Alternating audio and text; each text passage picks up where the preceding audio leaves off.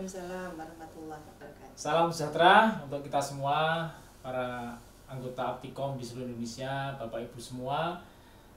Pada kali ini saya akan berbincang-bincang dengan Ibu Dr. Kusrini. Beliau adalah Ketua atau Koordinator Masif Open Online Course Aptikom. Selamat pagi, Bu Kus. Selamat pagi, Ini, Pak Nurul. Ya, terima kasih atas kehadirannya pada pagi hari ini. Ya, saya dengan Bu Kus akan bincang-bincang terkait dengan MOOC Aptikom. Ya,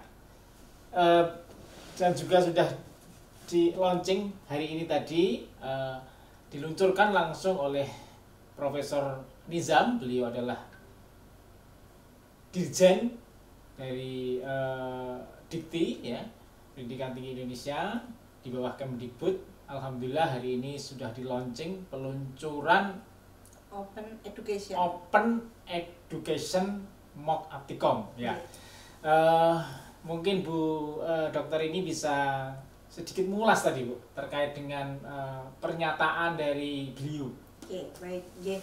Baik, terima kasih sekali Pak Nurul. Jadi memang luar biasa hari ini kami sangat bersyukur bisa melakukan kegiatan peluncuran Open Education di MOOC Aptikom. Di MOOC Aptikom sendiri sebenarnya tidak hanya Open Education, kita punya 4 platform di sana. Ada Open Content, Open Courseware, kemudian Open Education, dan juga Certified Open Courseware. Dan untuk 2 yang pertama, Open Courseware, Open Content, itu kita sudah jalan. Ini adalah platform sedekah materi bagi seluruh sivitas begitu ya, baik itu dosen ya yang sudah punya pengetahuan banyak, materi-materi yang bagus begitu, itu bisa di-share di sana sehingga bisa digunakan oleh baik dosen yang lain ataupun mahasiswa di seluruh Indonesia. Ini sifatnya free, saling berbagi.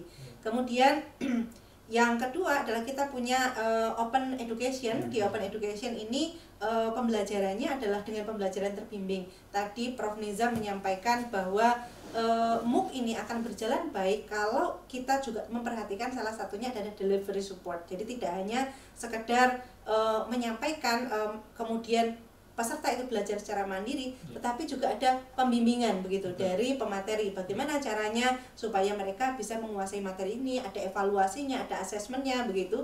Dan ini pas sekali dengan yang Open Education ini. Open Education ini kita buat dalam 16 minggu, Pak, sesuai dengan standar di SNDikti. Kemudian ada 2 asesmen ya, UTS, UAS, dan diantaranya itu ada pembelajaran yang mungkin juga di dalamnya ada kuis dan sebagainya untuk memancing supaya mahasiswa itu bisa belajar, kemudian menguasai capaian pembelajaran. Jadi yang Open Education seperti perkuliahan biasa gitu. Betul, yang diselenggarakan di perguruan tinggi masing-masing. Betul. Ya, betul. Seperti perguruan biasa yang diselenggarakan di perguruan tinggi, hanya sekarang dilaksanakan secara online, disampaikan oleh pemateri yang memang unggul di bidangnya. Nah, tadi ada beberapa pertanyaan begini. Lalu kalau misalnya ini sudah diselenggarakan oleh Aptikom, oleh pemateri yang memang unggul di bidangnya, peranan dosen apa ini? Gitu kan? Itu kan hal yang menarik begitu ya. Bagaimana sinerginya dosen pemateri yang ada di perguruan tinggi dengan yang ada di MOOC Aptikom. Nah, ini keunggulan di tempat kita. Jadi kita tidak hanya dari pemateri utama, tetapi juga kita melibatkan dosen pendamping yang berasal dari perguruan tingginya, sehingga nanti bersama-sama kita mengembangkan, mendidik anak-anak kita ini supaya mereka betul-betul menjadi bagus. Jadi secara chemistry tidak dicolke aja ya. Betul. Tetap dari dosen pendamping di lokal perguruan tinggi ikut serta. Betul. Ya. Jadi itu menjadi satu hal yang mungkin perlu dipertanyakan untuk menjaga kualitas nih anak. Ya, itu mungkin bisa disampaikan. Untuk menjaga kualitas, tentu saja yang pertama dalam pemilihan pemateri kita tentukan ada standar-standar ya, siapa yang boleh menjadi pemateri di dalam Open Education ini. Kemudian setelah itu kita siapkan rencana pembelajaran semesternya, begitu, rancangan pembelajaran selama 16 minggu itu seperti apa. itu dikawal oleh Komisi Penjaminan Mutu begitu. Nah, di sana nanti akan dievaluasi apakah ini cocok untuk pembelajaran sesuai dengan materi yang tersebut. Misalnya riset metodologi, apa yang mau disampaikan apakah sudah sesuai, IoT misalnya, ini sudah sesuai atau belum, jangan-jangan malah mengarah yang lain. Nah, ini evaluasi oleh teman-teman dari Komisi Penjaminan Mutu yang terdiri dari para profesor, dokter yang memang mumpuni juga di bidangnya. Jadi terkait dengan kualitas artinya juga nanti untuk pengawasan ke mahasiswa yang ikut itu juga harus dimonitor kan Bu? Betul. Kebetulan kita timnya itu tidak hanya pemateri, tadi ada dosen pendamping, ada lagi namanya tim RPS begitu ya. Tim RPS ini yang juga nanti juga membackup apa saja yang masih kekurangan atau kesulitan dari pemateri itu nanti akan di-backup oleh tim RPS. Lalu kita juga menyediakan staf administrasi yang akan membantu mengawal ini memang mereka semuanya hadir atau tidak, siapa yang aktif. Kemudian di dalam learning management system sendiri kita sudah siapkan sistem untuk bisa melihat keaktifan, keikutsertaan dari peserta di dalam proses pembelajaran. Nah, proses pembelajaran ini kan dibagi menjadi dua Pak, jadi ada sinkronus, ada asinkronus begitu ya. Goal dari pembelajaran ini sebenarnya bukan masalah mereka hadir, bukan, tetapi bagaimana mereka menjadi mampu setelah mengikuti pembelajaran ini. Nah, yang kita lihat adalah nanti di setiap kegiatan misalnya ada kuis, kemudian ada penugasan ya, ada materi, mereka itu melihat atau tidak, mereka mengikuti atau tidak, nilainya seperti apa, dan itu nanti kita siapkan menggunakan sistem. Jadi luar biasa ya, begitu manajemennya di MOOC Aptikom ini insya Allah sudah disiapkan segalanya ya. Iya, insya Allah lah, mudah-mudahan yang terbaik untuk bangsa ini. Betul sekali, ini bersejarah sekali gitu ya Bapak Ibu semua, rekan-rekan anggota Aptikom di seluruh Indonesia dan Bapak Ibu semua ini yang di luar program studi, karena tadi disampaikan juga yang di luar program studi juga bisa ikut gitu ya. Iya, betul.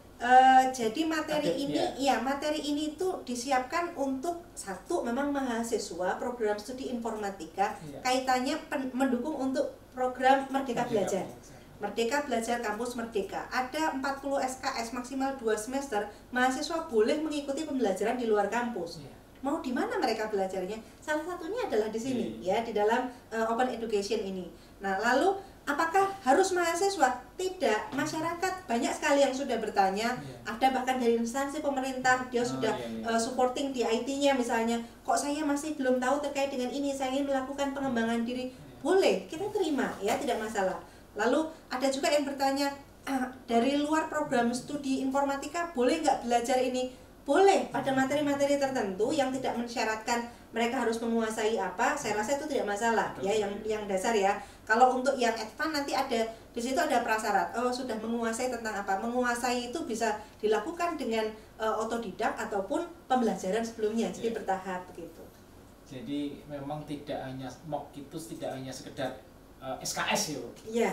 Ternyata ke ininya ya, ke knowledge sharingnya yang bisa didapatkan oleh masyarakat nanti gitu. Betul, dan kita memang tidak menghasilkan SKS ya, kita bukan lembaga pendidikan ya, seperti juga tadi disampaikan oleh Ketua Umum kita Prof. Uco, bahwa digarisbawahi Aptikom itu bukan lembaga pendidikan, tidak mengeluarkan SKS ya, tetapi kita sharing pembelajaran yang ini setara dengan pembelajaran di perguruan tinggi berapa SKS. Nah, nanti kita akan mengeluarkan sertifikat yang ada nilainya di situ, dan ini menjadi kewenangan sepenuhnya oleh perguruan tinggi untuk bisa mengkonversi ini menjadi mata kuliah apa yang sesuai di perguruan tingginya.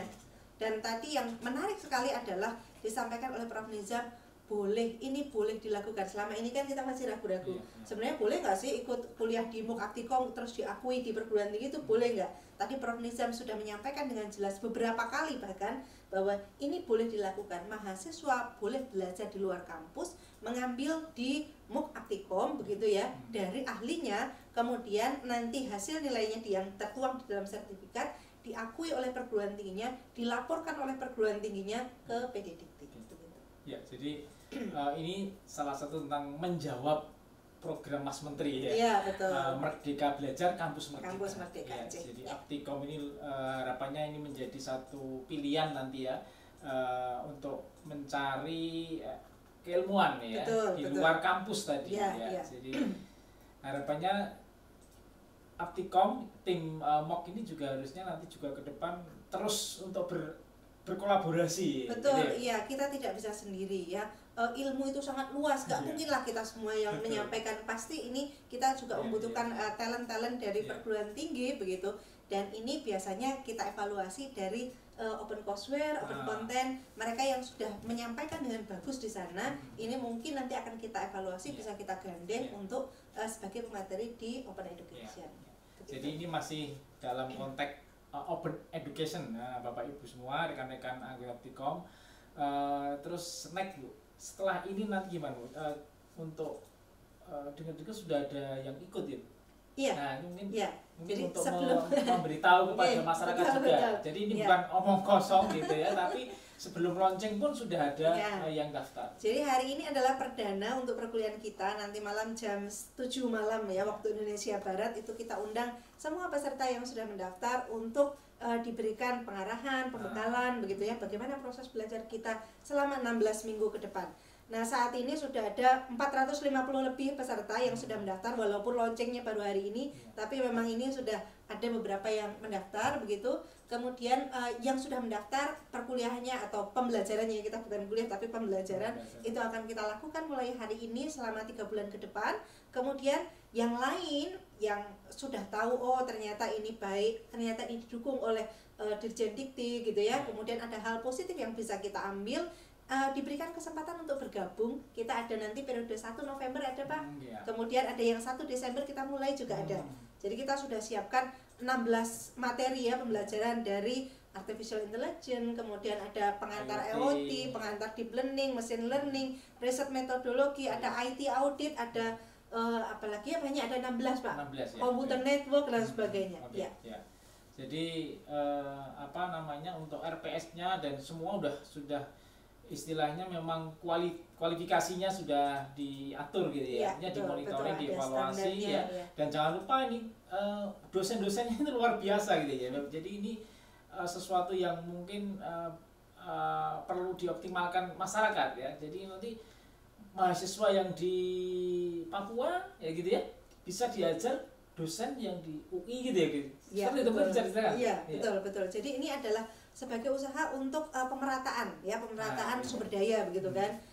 Mungkin selama ini tadi juga disampaikan di dalam peluncuran tadi ya, keluhan bagaimana nih kalau di daerah ya sumber dayanya kurang dan sebagainya, sehingga kalau mau belajar itu harus keluar provinsinya dulu supaya ada penyetaraan keilmuan begitu. Nah, ini gap ini akan coba kita kurangi begitu sebisa mungkin, kita semua sama rata. Karena apa? Sumber ilmunya ya itu yang paling mumpuni, yang mungkin sudah diakui, sudah kompeten, itu bisa diakses oleh semua. Tidak hanya teman-teman yang dari perguruan tingginya, dari dosen itu, tetapi juga dari perguruan tinggi lain termasuk yang di daerah-daerah. Nah, ini kita gabungkan, jadi kompetensi dari pemateri yang memang sudah unggul di bidangnya dan juga dosen pendamping yang memahami karakteristik mahasiswa setempat. Betul gitu. sekali ya. Ya, jadi ada satu hal juga tadi pembicara dari Prof. Eko kalau nggak salah, memang membangun Ingik dalam pembelajaran e-learning ya, dalam hal ini adalah open education, itu menjadi satu pilihan ya untuk apa namanya di Aptikom ini ya. Mungkin tadi bisa disampaikan ke Prof. Eko tadi. Iya. Baik, satu poin yang digarisbawahi oleh Prof. Eko, lebih baik belajar e-learning dari ahlinya daripada kita belajar dari dosennya sendiri, tapi baru mau belajar gitu. Nah itu, sehingga nanti kan jadi kemana-mana ini ya, pencariannya akan susah gitu kan. Makanya ini kita bolehlah belajar kalau memang sudah mumpuni di perguruan tinggi, tidak apa-apa untuk materi itu bisa diselenggarakan sendiri di perguruan tingginya. Tetapi kalau ada sumber daya yang masih belum cukup, itu bisa gabung bersama kami di Open Education, dan dosennya nanti akan menjadi pendamping di tempat kami, sehingga ini akan ada transfer knowledge dari pemateri utama kepada dosen pendamping dari perguruan tinggi. Iya, betul sekali. Jadi memang harapannya nanti bisa memberikan mahasiswa itu tidak hanya tahu harapannya nanti, tapi bisa, itu lebih penting gitu ya. Bisa, ya. Karena betul. kalau tahu definisi sudah semua tahu kan. Tapi kalau kompetensi tahu bisa, ini yang susah. Ya, satu hal mungkin yang terakhir ini. Jadi di MOOC ini juga nanti ada sertifikat. Nah, gimana itu kok? Sertifikat untuk semua ya? Baik, ada satu platform yang terakhir tadi kan kita punya open content, ada open courseware, kemudian ada open education, yang terakhir itu namanya certified open courseware. Ya, apa itu? Di sini adalah pembelajaran semacam training begitu ya, yang goalnya adalah kompetensi, Pak. Jadi kompetensi yang nantinya akan diikutkan di dalam lembaga sertifikasi profesi. Di Aptikom kita punya LSP Informatika yang memang sudah berjalan gitu ya, untuk asesmen sudah berjalan, termasuk asesmen jarak jauh gitu ya. Jadi menggunakan online itu juga sudah ada, sudah disetujui oleh BNSP. Nah, tetapi yang jadi kendala adalah selama ini tidak semua dosen, tidak semua mahasiswa itu berani untuk mengambil sertifikasi, padahal ini sekarang menjadi salah satu tuntutan begitu ya, apalagi dengan berlakunya permen yang mengatur tentang SKPI, berarti mahasiswa itu tidak hanya diberikan ijazah sertifikat, tapi juga harus ada SKPI. SKPI ini salah satunya bisa berupa sertifikat kompetensi ini. Nah, ini kita bantu dengan Certified Open Education ini, diberikan pelatihan, diberikan simulasi, sehingga mereka itu sebelum melakukan assessment sudah percaya diri, oh saya punya kemampuan ini. Kalau ada yang kurang, nanti ini yang harus dipelajari lagi, sumbernya sudah ada di situ. Begitu. Oke. Jadi luar biasa, tadi udah sangat gamblang sekali, jelas gitu ya, diterangkan oleh beliau Dr. Kusrini, juga sebagai koordinator MOOC Aptikom. Ya, terima kasih Bu. Sama-sama Pak Nurul. Dan sekali lagi saya mengucapkan selamat dan sukses atas peluncuran Open Education MOOC Aptikom. Semoga ke depan menjadi satu media pembelajaran di Indonesia dan menjadi solusi kampus Merdeka Belajar. Terima kasih Bu Gus. Terima kasih. Ya, Assalamualaikum warahmatullahi wabarakatuh. Waalaikumsalam.